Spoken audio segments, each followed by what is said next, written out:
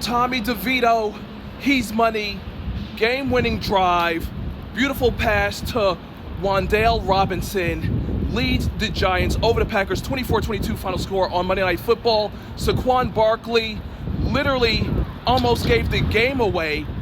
He was averaging 2 yards a game. He was breaking through suddenly in the fourth quarter, had like a 16, 17-yard run, then had another big run, trips over his own 2 feet for an untouched fumble that the Packers recovered, and the cameraman stayed on him until the clock hit all zeros, and thankfully Saquon Barkley will not be facing the wrath of the sports historian Lex Anderson because Tommy DeVito came through, leading the Giants to victory. And I believe the Giants have now won 3 in a row.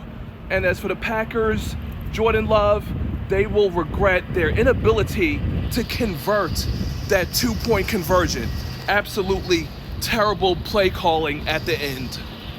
And in another thrilling Monday Night Football game ending, Tennessee Titans down by 14 with less than 3.5 minutes to play, score 15 points to upset the Miami Dolphins, 28-27 final score in Miami at the Hard Rock Cafe Stadium. And Tua, it's official, he's a pretender.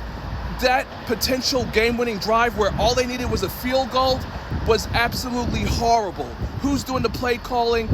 It was just terrible the way they ended that game. How about the Titans though? First road win of the season.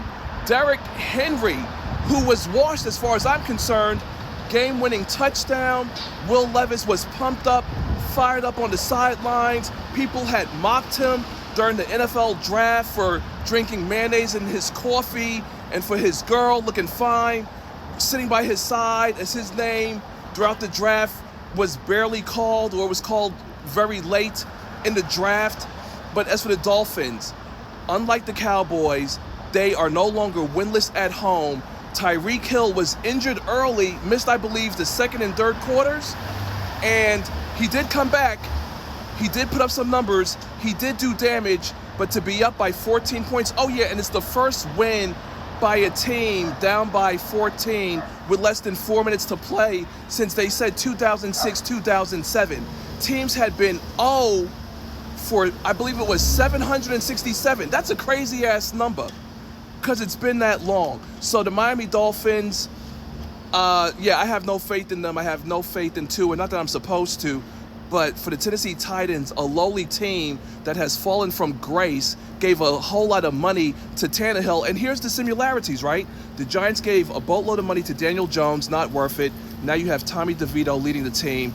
Titans gave Tannehill a boatload of money, and now you have Will Levis trying to hold it down. Oh, and by the way, DeAndre Hopkins was crazy in the game. Jalen Ramsey, as per the usual, overrated.